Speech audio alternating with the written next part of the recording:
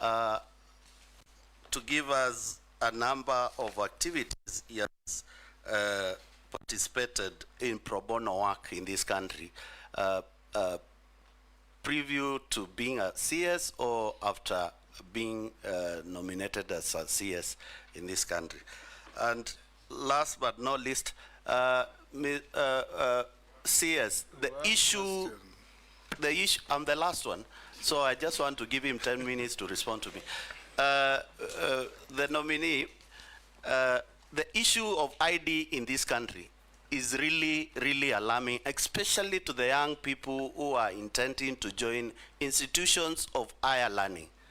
And I can assure you, quite a number of them, they are not able to register or for admission in the Institute of Higher Learning. What can you do better to make sure that every young people, and especially the Gen Zs, immediately they are clearing their secondary school, they acquire their IDs at the tail end of their Form 4? Why do we have to wait for them to get out to the field and start struggling to get this opportunity? What collaboration will you do with the Ministry of Education? By the time these young people leave school, they already have an ID. We don't need to wait until they get out here to start struggling. What measures are you going to put if, and I'm using the word if carefully, you'll be approved by Parliament and this committee? Professor. Mr. Speaker, sir, the private security regulations emanated from our ministry, of course, were presented to National Assembly for approval. So those regulations themselves speak to the fact that we've been actively involved in generating policy, guidance, and framework for this very critical sector. In fact, it is my belief, having interacted now with the ministry for 21 months, that the private security, if a little bit regulated in terms of the curriculum and the kind of content those that are recruited there go through, can help us in providing security for some of the private and not so critical installations. And we can vet some of the deserving cases to even be armed, so that instead of having a police officer manning a supermarket or even a bank, sometimes like it happens in Uganda and other countries, you can have very qualified private security people vetted and armed to supplement the work of the police, so that we don't overstretch the national police officers.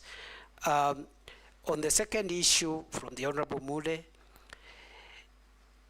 it is true that the Private Security Regulatory Authority had revoked 9 licenses.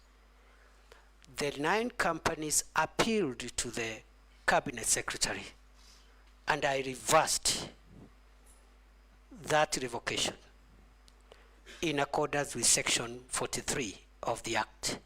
So those licenses that were revoked, they were reinstated on appeal. Then the issue of pro bono work.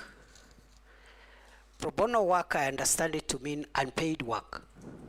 That's the understanding of pro bono work from my very limited legal background. I don't know, like which one now, maybe in church or at home or where. Because since I became minister, I have no free time to do anything. I have no time to do anything. I hardly sleep. I hardly have a weekend. Night and day are the same for me. But before then, I used to volunteer in many, many activities, some organized by Law Society of Kenya, some organized by church organizations, etc., etc. The last question by the Honorable Mule is on identity cards. We have suffered the current discomfort because of court injunctions. That's number one. Court injunctions for 4 months between last year and early this year, and right now there's even another court injunction. Number two, we have suffered the disruption because of change in technology from the second generation ID to the third generation ID. And I have explained the need for us to change the technology, because the current ID we have, the second generation ID, cannot be recognized outside these countries, cannot even be a travel document. The security features are very rudimentary, very basic. And therefore the move to new technology, better technology, more secure document has caused disruption. Court injunctions have also caused distraction. And just like passports, in the event that I am reappointed, because the member said he used if deliberately, of course, I also want to promise, if I am reappointed, the same way I have focused on reforming the immigration directorate and helping unclog the passport inefficiency problem, I will focus on IDs and also birth and other citizen documents to ensure that we get optimum results. In fact, for example, a death or birth certificate should be obtained the same day, within 12 hours on application. And perhaps the ID, we should be able again to once we get out of the court injunction, we should be able to retain the 7-day target. At the moment, we are working with 21 days before the injunction. Thank you, Minister nominee. Sorry, Naisula. I didn't want to go another round. Speaker, I will not. After this nominee, I'll never ask for another round, and it's not a question, it's just a comment, because I'm very passionate about the issues on North Rift, and if the nominee happens to be approved by this committee and the National Assembly, I would like to just say that even as you deal with security matters and the hardware, please remember also peace and dialogue of those communities.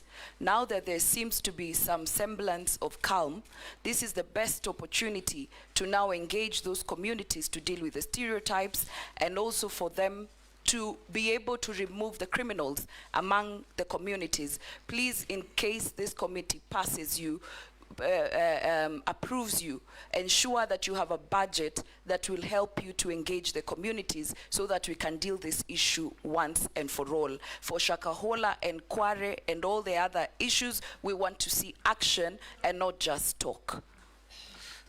Yes. Thank you, Honourable Speaker, for the supplementary one. In conclusion, CS nominee, your appointing authority has considered to the country that one of the failings that the President considered to was lack of communication. You have told us here of very good measures that you have taken in the State Department for Immigration, especially in the processing of passports and all that. However, that information is never in the purview of the public, members of the public. And indeed, I have an incident, CS, where a Kenyan in the US called me very desperate that they could not get their passport despite having paid somebody about 20,000 shillings. For a passport was, I think the normal charges are about 4,000 or 3,000 something. And when I followed up the case, the person who was even paid this bribe was not an officer at the Immigration Department, and it took the intervention of the Director General of Immigration, Ms. Evelyn, to get the DCI to hunt for that person. Somebody extorting Kenyans' money from Eastlands, pretending to be working in Nyayo House. And therefore, the lack of communication aspect in your ministry is what I want you to address. Should you, or if you are approved, what are you going to do to ensure that there is proper communication to the public, so that the public are not taken advantage of by criminals out there in Eastlands and elsewhere who are extorting bribes from Kenyans on the pretext that they are working in Nyayo House, And just like Owen Bayer said, you once declared Nyayo House a crime scene. That crime scene now seems to have moved from Nyayo House to the periphery of Nyayo House and other areas. I would want to hear what specific measures you intend to take to make sure there is proper communication. Kenyans know how much they ought to pay and to who, and so that they're not taken advantage of, because you are also aware that has been very rampant. Chairman, thank you. Chairman, I just wanted to ask the CS, this issue of the IDs. Professor, you say the IDs will expire after 10 years. Have you put into consideration the vast areas, people like in North Turkana, how far they travel to get IDs? Because IDs are not like passport, they're essential documents that people must have all the time. After, you know, it will be cumbersome for them to go to those centers to go and get IDs. And secondly, on this unrest, you have seen that, as you have said, the IG resigned. But are you aware, in your absence while you are away, we used to have Baba while you are away, but while you are away, that a new IG was appointed? He's still away, he can't answer that. No, but that, what is your take? That we were told 60 years, Mr. Speaker, I'm putting it in a better way. Yes. We were told when somebody reaches 60 years, he should leave the public service. Are you aware that a new IG has been nominated who's 64 years or 63 years, who has retired, who is being recycled? I don't know what extra thing is going to bring. And my last question is on illicit brews. The Interior Ministry has been accused by the Deputy President of sabotaging the war in illicit brews. Is the war on illicit brews only being waged in Mount Kenya? What aspects of this war are being undertaken in the Interior Ministry, and what is being done by the Office of the Deputy President? How much funds have been used in this war in the last 2 years when you were the Interior Ministry, before you were fired? Nominee, on the issue of the IG, I direct you not to answer the question, because I've received communication from the President nominating the nominee, who will be vetted by a committee of parliament, and those questions can be raised there. If you answer that here, you'll be prejudicing what is coming to parliament. Answer the other questions. Thank you. Mr. Speaker, Honorable Naisula was a comment, we've taken it on board. Honorable Kimani Ichung'wah's issue was about communication. When I assumed office in October 2022, I began a habit of every 3-4 months updating the country on the status of our homeland security. We've not had one in a while. I had planned one for June, which was postponed and thereafter disrupted. We will use our public accountability updates on security matters to communicate more on what we are doing. And the next, if I am approved by this House, the next public accountability address will feature more on the reforms we have made at Immigration Department, because I think there we've made a lot of success. People concentrate on the banditry thing, but I think also on the passport issue we made a lot of success. Where we still have problems is the IDs and other aspects of citizenship documents. With regard to the ID, the question by the Honorable Junaid Mohammed, the reason for the 10-year limit, there are two reasons. It's actually one reason. It's because of changes in technology. Unlike the ID we have, which has no security features, and therefore it can be timeless. But we'll find a way of making it convenient to the people of Kenya to renew after the 10 years, so that you don't create a crisis by people, and we can do that by even having a phased out renewal process to ensure that again we don't inconvenience masses of people. So the problem is technology and the security features in the third generation ID, which is going to be physical, that is the Maisha card. It is going to be also digital, the digital ID. You can have it digitally. So all those are options for the third generation ID, quite sophisticated in tandem with the current trends in security on identity documents. With regard to the issue raised on brews, I would be hesitant to respond to the comment associated with the Deputy President for obvious reasons. But I think, to the best of my knowledge, the Minister of Interior was not cited as frustrating the war. If there are specific officers in the ministry, I think that is something that needs to be looked into to make sure that all of us are reading from the same script.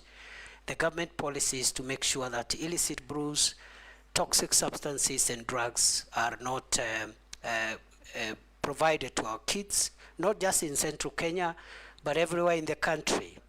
With regard to how much money the Deputy President Office has used, again, I am not privy, and I think that is the office that can answer that question.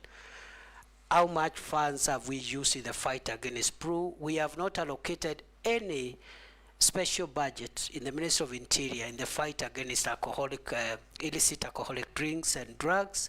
We have used our normal budgets, our normal security operations budget, to carry out that program as part of the normal programs. I submit. Professor, I'll ask you one or two questions. The first one is a furtherance on the issue of IDs. As you